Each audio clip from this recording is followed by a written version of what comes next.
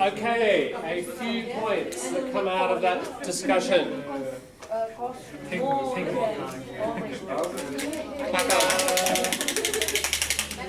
Thank you.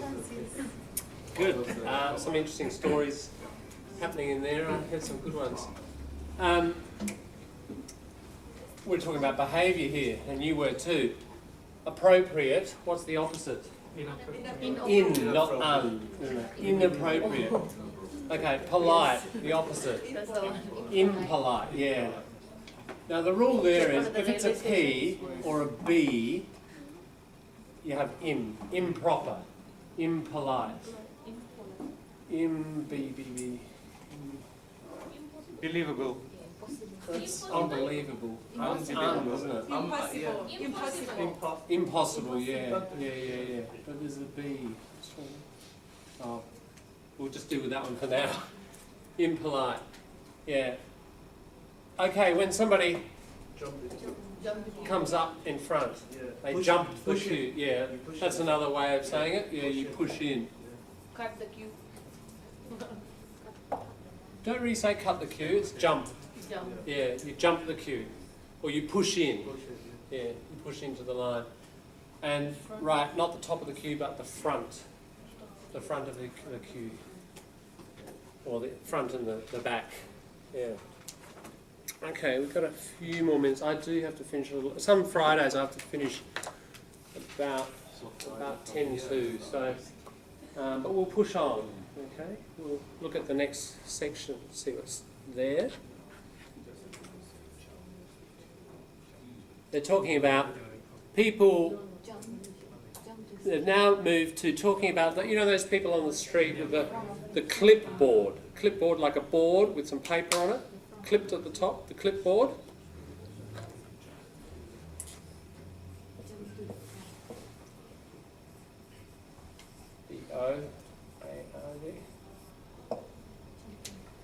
And they are called, I hadn't heard the term before, but they're going to talk about these people. Now, to mug, usually mug, you probably know it as a noun, a mug, a big cup, okay? Or slang, oh, you're a mug, you're kind of an idiot. That's another sense. But as a verb, if somebody mugs someone, or often in the passive, you get mugged, you get attacked, like in the street, and bashed up, and somebody gets your money. So I got mugged last week. Relate to getting robbed? Yeah, okay. yeah. But you get bashed as well? Usually it's violent, yeah, or it's the threat of violence. Okay, yeah. And often violent, and you get things stolen from you. Okay. Yeah. So it's more of a threat than the actual It's both, action. yeah. So it's action and a threat. If you got mugged, What if someone like, typical sort of New York movie, somebody got mugged, yeah. I reckon if you just got threatened, like with guns, That's okay, what I hand mean. over the way, You you'd gotta- still say that's mugged, I think. I don't Yeah. know if the violence actually has to happen. Usually it does. What about verbal? Verbal threat. Just a verbal threat with no arms or No weapons. Mugged. What's the start considered? Usually, I think. Look, we'd have to look it up. I think it does all usually involve the violent act. Somebody thumps you on the back of the head, steals your money, shoots you, whatever. It So probably it can doesn't. Like blackmail? No, blackmail is more. No, blackmail is when Is someone more- sets you up, yeah? Yeah. That's right. You get set up. It's more Someone like sets- you pay me money, or Yeah. I'll tell everybody that you did da da da da da. I've got the photos of your secret life. I want $10,000. It's like pretty much like doing That's- something that's like to get blackmail. something out of it. Is that what blackmail is? It's Chantage, pretty much, is yeah. Chantage. Yeah, it's a Spanish word. French, I suppose. Is it French as well? Okay, yeah. So blackmail different. Mugging. Okay, so what they're talking about here, charity muggers. So the metaphor is somebody with a clipboard and, they're trying to save the Great Barrier Reef or Yeah. they're Oxfam or something, and, they want your credit card details. Yeah. So it's like they're on the street going to mug you.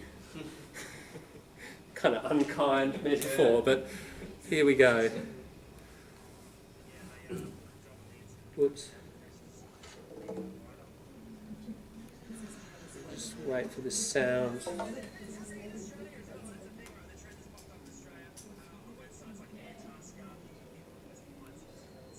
I've lost the sound. No, here it comes. Thrones exhibition, the latest iPhone 6. By the time people get to the front of the queue, there's an iPhone 8, 7. whatever, 12. All right, let's get out of the queue, all right? We're going to head out into the street. Okay, have you ever heard of the term charity muggers? Yes, I have, and I really hate it. It refers to the people in the street who have their clipboards and they're raising money for charity. But it's such a social dilemma because they're doing a job that they're getting paid for. They're raising money for a worthy cause. But they're so annoying, bro. But isn't that a dilemma? You freak out when you see them on the street. I know. I'm going to cross the road, and then you see more, and you're like, oh, I can't go to the shops, and you turn around. I know, it's terrible, terrible. Look, if you're unsure of how to handle being ambushed by one of these angels of mercy / clipboard-wielding enthusiasts, we can help you. Here are some handy rules you need to follow. You guys look amazing today. Out on a hot date, bit of Tinder surprise. To give is more important than to receive. Opening your heart and your wallet can make a difference to the lives of others and the world around you. But nobody likes being accosted by a stranger on the street. The charity mugger is found in areas of high foot traffic and bamboozles pedestrians into giving them their bank details. Hey, buddy, you look amazeballs today. Any acknowledgement of the person with the clipboard immediately invites engagement. There are 3 key steps to dodging a charity mugger. Avoid eye contact, change course, and act in a distracted manner. Hi. If you get waylaid by a charity mugger, try and avoid telling them how you really feel. Hey, buddy, you look amazeballs today. You got a sec? Get a job, you make me sick. Good manners cost nothing, so you may wish to consider a charm offensive. Hey, you look amazeballs. Can I have a second of your time? Just collecting a couple of dollars for the albino orangutan. I truly appreciate what you're doing. I'm off to a very important meeting. I will stop and chat if you're still here on my way back. Can I just say, you look amazing balls today too. Oh, thanks. Bye. Cheers. If you lack the confidence to be charming, you can always resort to a little white lie. Hey, mate. Can I ask you a quick question? Are you a man or a humanitarian man, hey? I'm sorry, I just donated to the other guy up the street. Sorry.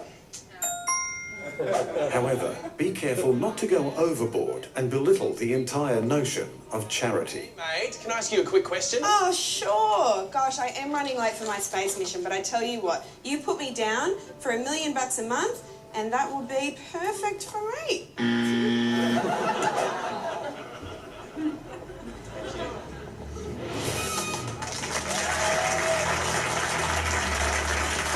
I am 100% a excuse person. Like what?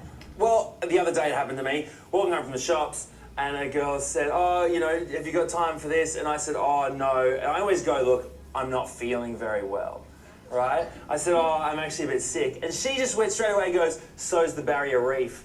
And I was like, yo, the Barrier Reef's not carrying 3 bags of shopping, is it? What are you supposed to do to that? Actually, metaphorically, it is, but, plastic bags.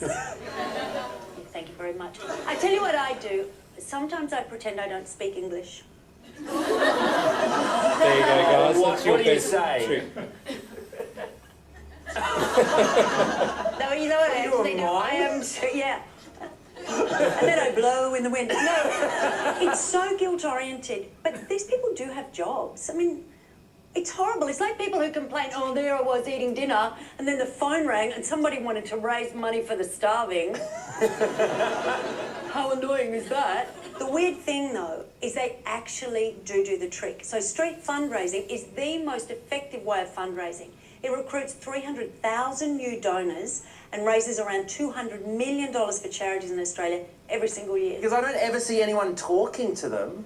When do you see people talking to them? Well, follow me around. I'm always going... Care. But, you know, I mean, I guess the money means that we'll actually pay and join up to things that we don't understand simply to regain our personal space. Yeah, well, how entitled are we to our personal space? That's the question. The How Not to Behave Social Experiment Department sent the fearless and possibly inappropriate Zoe Coombs' ma to find out.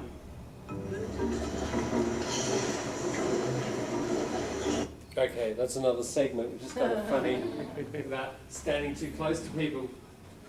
But let's just deal with this section, a few words that came up, and then we better wind up. Yeah, dilemma, that's an important word we're going to use for critical thinking later. A die to. So, should I do this, should I do that? It's a puzzle, it's a problem, a dilemma. So you've got these people on the street, you know, it's a dilemma. I should help them, but I want to avoid them. Dilemma. Should be there, but I'm not. That's just a good collocation. A worthy cause. A worthy cause. So some charity, some cause means like a social principle, and a worthy, a positive cause. So like you donate to a worthy cause, something that's useful, positive. Matt said, oh, when I see these people, I just freak out. Like, freak out. Freak just means strange. This was a 1960s bit of slang that emerged. And it means, look, go crazy, get really scared, get really excited. Just, that is very general. Just out, because it's out of the ordinary situation. That's why we use that preposition. And just freak means like weird. Strange. Strange, yeah. Yeah. So freak out can be kind of anything, any emotion, but kind of in extreme form, quite vague and quite flexible. The charity muggers ambush somebody. They attack with attack by surprise, and they bamboozle people into giving their credit card details. Bamboozle, to like puzzle. To trick. Trick, yeah. If you're bamboozled by something, it's like, oh, wow, that's so complex. I just don't understand it. I'm confused. It's like being confused, yeah. Bamboozled. Dodging. People try to dodge. That's an important material verb. Dodge, avoid. Yeah. So there's the charity mugger. People go around, dodge. Yep.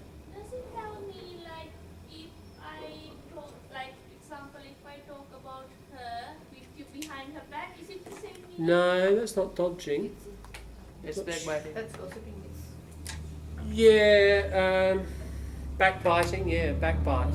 Talking negatively. Yep. Gossip can be not always negative. I mean, it can be positive as well. You know, talking about somebody's new baby or whatever. It's just social news, not necessarily negative. Sorry. Turning off because I've got to go. Okay, you get waylaid. Those people, you get waylaid by them. You get kind of trapped. So your direction, waylaid. I don't know why the laid, but you get stopped from doing what you were doing. You get waylaid. Don't go overboard, Stacey. Don't go overboard with being too polite.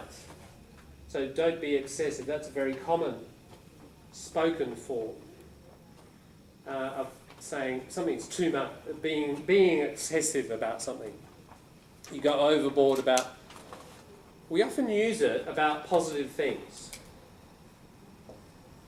So be nice, but don't go overboard. It starts to look artificial. Or give thanks, but don't go overboard. It feels like it's too much. So often it's being excessive about something positive. Belittle means to insult, but I guess insult in a particular way, like put somebody down and make them feel little. Yeah. So that BE in front, this comes from the Germanic part of English. Make fun of. Yes, yeah. Belittle, that's right.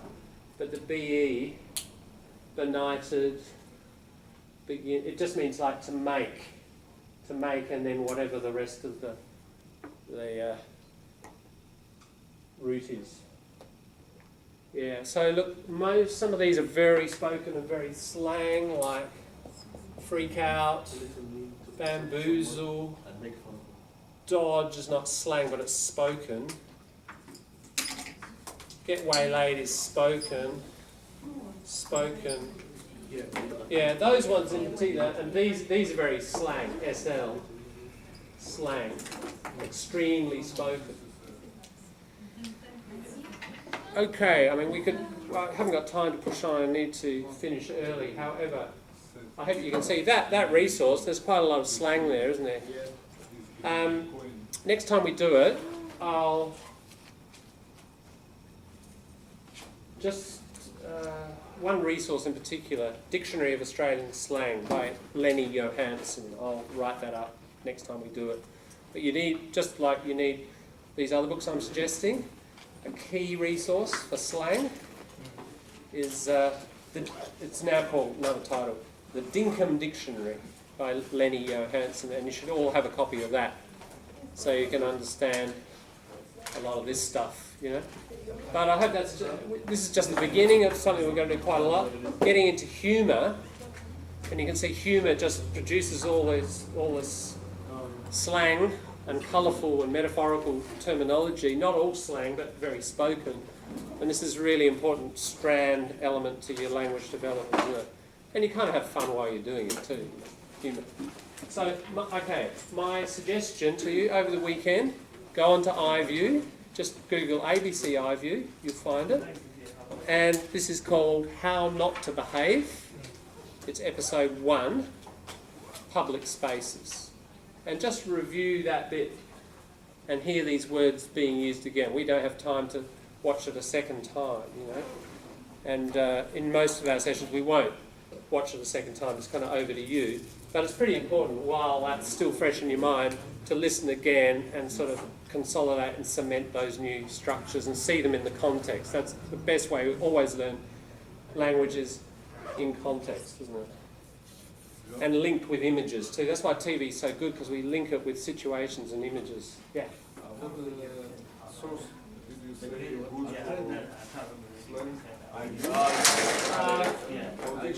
Well, the dictionary, I'll write it up.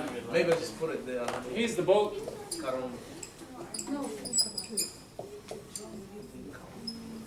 I'll give you a few others, but this is your...